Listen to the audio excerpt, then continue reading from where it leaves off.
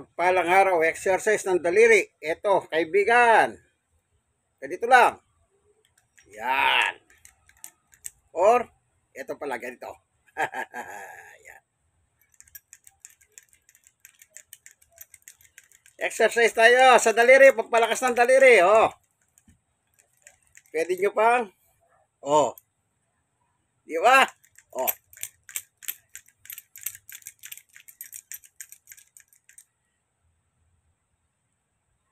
Mura lang ang ganito. Tigsi 50 pesos bawat isa. Oh. Yung daliri ninyo, lalakas.